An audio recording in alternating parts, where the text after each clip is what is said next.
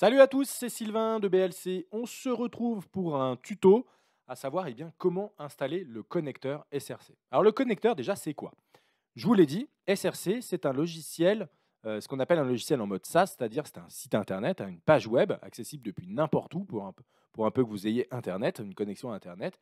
Et donc, vous pouvez avoir accès à votre espace SRC et donc relancer vos clients depuis n'importe où. Mais toutefois, il va falloir synchroniser les données de Sedge Comptabilité vers SRC. Et cette fameuse synchronisation, qu'elle soit manuelle ou automatique, on peut mettre en place les deux, cette fameuse synchronisation, elle se fait via le connecteur SRC. Ce connecteur doit être installé à côté de vos bases de données Sedge. Et depuis l'espace SRC ici, depuis votre site SRC, vous allez pouvoir le télécharger. On va donc voir dans ce tuto comment le télécharger, comment l'installer. Pour le télécharger, c'est assez simple. Vous allez aller ici dans le menu Aide et support, dans SRC directement, et vous allez aller dans le sous-menu Installation. D'accord? Vous allez retrouver tout ce qui va bien, voilà, toutes les manipulations qui sont importantes de faire, les utilisations de Sedge recouvrement créance avec ce qu'il faut utiliser comme navigateur, la possibilité donc de télécharger ici le connecteur, comment installer, comment configurer et comment réinstaller le connecteur Sedge recouvrement créance. Voilà. Donc en tout cas, la première chose, c'est de télécharger le module. On va donc le télécharger ensemble. On va donc cliquer ici sur télécharger le connecteur.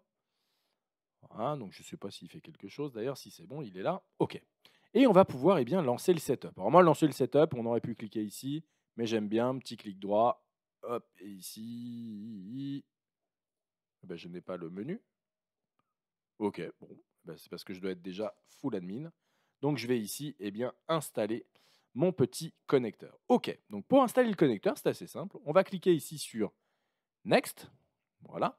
On va pouvoir soit avoir le local ClearNox Connector Service Account, soit utiliser ici un service existant. Alors moi, j'aime bien utiliser le service account ClearNox Connector, mais pour ce faire, il va falloir que vous veniez créer cet utilisateur dans SQL Server. Voilà. Donc je vais ici ouvrir SQL Server. Donc bien évidemment, toutes ces opérations, il faut avoir un petit peu l'habitude de faire ce genre de choses. On est plus ou moins administrateur des bases de données Sedge, un peu DSI et surtout, vous pouvez aussi faire confiance à votre intégrateur. Et si vous n'en avez pas, je vous invite à nous connecter. BLC Conseil. Voilà. Donc en tout cas, pour créer un nouvel utilisateur, sécurité, voilà, on va voir déjà s'il n'existe pas par hasard.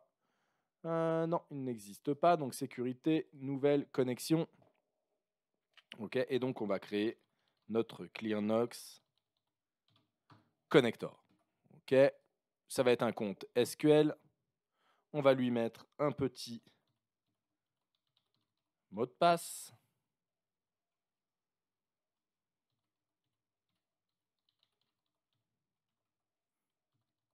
OK. On va lui donner un rôle et notamment le rôle sysadmin. On va pouvoir le créer et OK.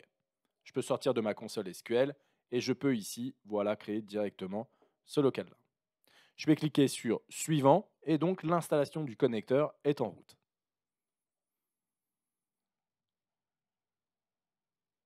OK, l'installation du connecteur est désormais terminée. Je peux fermer l'assistant d'installation, fermer cette petite page ici. OK. Voilà, il réfléchit un peu, mon petit serveur. Je peux fermer ça. OK. Et je vais pouvoir retrouver dans le menu Windows mon ClearNox Connector. De mon côté, j'aime bien. Alors, ça ne doit pas être ici. ClearNox. Ah oui, il galère mon petit serveur là.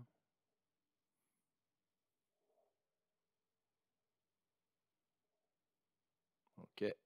Clic droit, plus, ajouter à la barre des tâches, j'aime bien. Et ensuite, je vais pouvoir cliquer directement sur mon ClearNox Connector pour pouvoir lancer la console ClearNox et passer au paramétrage. Voilà, j'espère que ce petit tuto vous a plu sur comment installer le connecteur ClearNox. Alors, vous avez vu, ce n'est pas très compliqué. On se connecte au site ClearNox, on télécharge le connecteur, on crée un utilisateur SQL dans la console SQL Management qui s'appelle ClearNox Connector et on suit l'installation suivant. C'est pas très compliqué. Voilà. On se retrouve pour la prochaine vidéo, le prochain tuto, à savoir comment configurer le connecteur. À très vite.